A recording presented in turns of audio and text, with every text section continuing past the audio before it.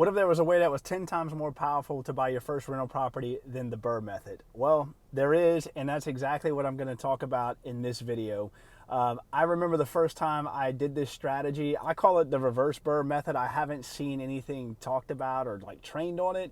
So I call it the reverse BRRRR method. But the first time I did it, I just remember being, wow, this was so powerful. And a big part of how I was able to scale my rental property portfolio so quickly. So if you've been looking how to buy your first property or your next property for that matter, and you are not looking to put a ton of capital on a deal or have a 20% down payment, listen up, because this video will do you some good and maybe open your mind to some other ways to finance rental property. So before we jump into that, let's really talk about the BRRRR method. If you've been around rental property or real estate investing education for any amount of time, you have saw the BRRRR method, heard about it, and maybe you know quite a bit about it. It's really popular and people talk about it all the time, and many folks have built a really good business around that. But it could be a powerful strategy, but there's also some big flaws in it that could trip you up and hold off on expanding your portfolio and buy more rental property. So let's first talk about what the BRRRR method is. If you happen to be brand new to investing and you're not sure, I'll walk you through it. So it's an acronym that stands for buy, rehab, rent, refinance, repeat. And so buy, self-explanatory, you're buying a rental property, and then the whole point of BRRRR is that you're going to buy it under market value, and you're going to rehab it, put some construction dollars into it, and get it up to market value, put a tenant in the property to get it rented out, and then you're going to refinance it with a bank and pull out the equity that you have put into the deal, hopefully get all your money back, and in some cases, maybe you'll get more and you'll have no money into the deal. I'd say that's probably more rare, but it could happen. And then so once you refinance it, the last R is repeat. Go out and find another below market value property, do the whole thing again, and continue to build your portfolio. And essentially you're recycling capital is how you're able to buy these and continue down the path. Some of the big flaws with the BRRRR method, though, are if you look at the state of the economy and where we're at right now, where interest rates are pretty crazy, you might not be getting top dollar for rents depending on what market you're in, and that can really hold off on being able to refinance it or pull as much money as you were expecting out of the deal. And also, too, depending on where you go and what bank you refinance with, it could be a point where the banks make you wait a lot longer than you want to before you're able to refinance the property.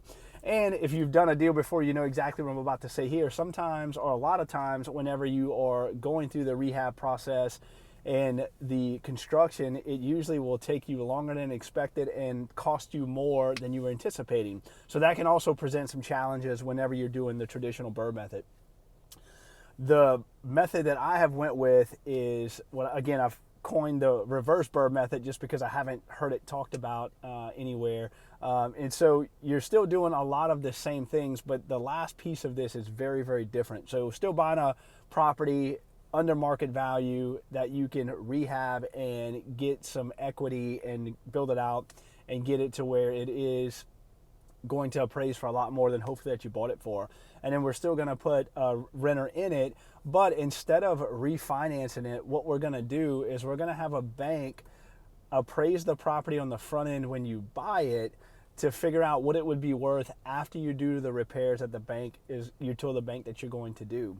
And this is a very important step, because instead of having to refinance the property, the bank is just appraising it for what it'll be worth after you finish repairing the property, and you don't have to refinance it again.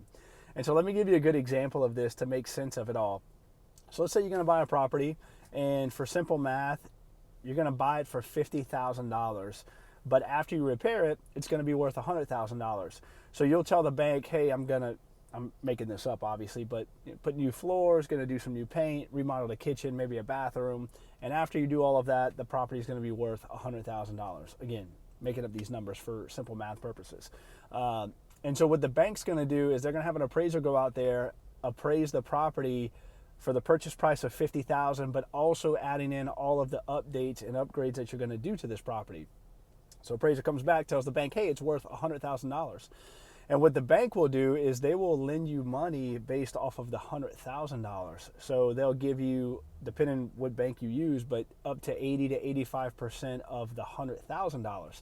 So in this case, you have the money to not only purchase the property for $50,000, but now you might have $30,000 to $35,000 to go out and repair the property. And then once you repair it, the bank a lot of times will do an interest only payments of 6 months to a year. And so now you're just paying interest only on the money that you use. And then once that property is completed and has a renter in it, they'll just term out the loan, and then you have a rental property. And so you don't have to worry about going through the process of refinancing it, which is super, super powerful. Again, the first time I did this, I was like, man, I didn't even know this was a thing.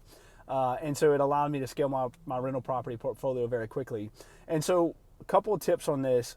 One, you want to find local small banks in your area and community where you're investing. These big banks, they don't even look at a lot of these things, and if it doesn't fit into their loan packages or programs, they won't do this. So that's the first thing.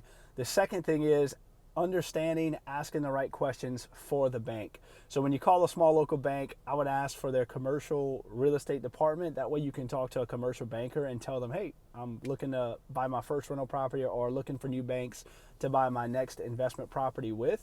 And then once you do that, here's a really simple example I asked them that I just talked about in this video. I said, hey, can you tell me how you loan money? If I was going to buy a property that was $50,000, but it appraised for $100,000 after it was repaired, would you loan me money on the $50,000 purchase price or the $100,000 after repair value price? And so depending on what answer they give you, that's how you'll know you'll be able to do a reverse BRRRR. If the bank tells you, hey, I'm going to only loan you money on the $50,000 and you have to bring some sort of down payment, that means that they're going to loan you only on the cost of purchase. And a lot of them will also do a repair budget, but you'll still have to come out of pocket some money. If they tell you, hey, we'll loan you money on the $100,000 on what it's worth after repair value, then you have a bank that wants to play ball, and you can do one of these reverse BRRRRs. And so not every bank offers these things. I work with 3 banks personally that do this, where you don't have to put any money in the deal if the deal is good enough and there's enough equity in it. But if you can find banks that will do this, it is very, very powerful. So this quite literally can be 10 times more powerful than a traditional BRRRR method deal. Again, call it the reverse BRRRR method. And so if you would like some help on this, or if you just want to talk more about understanding how you can do this for yourself, I'll put a link in the description to do some calls about this. You can jump on the calendar and get some of my time, and we can talk through it. Again, there'll be a few spots on the calendar because I have a full-time career, a family, super busy, but I'll put something there as well for you. Also, I'll drop a resource for a rental property calculator that's completely free. Understanding if you have a deal and there's enough equity in the game is a big part of understanding if the bank will do it and it will work. So you'll want to get really good at analyzing deals, which again, you can grab that below for free. But other than that, go out and try it. I'm curious as well. Drop a comment below if you've done this before, you've ever heard of it, or if you have an interest in doing this, and maybe we can work together in the future. So I appreciate you watching. This video is a wrap. Bye for now.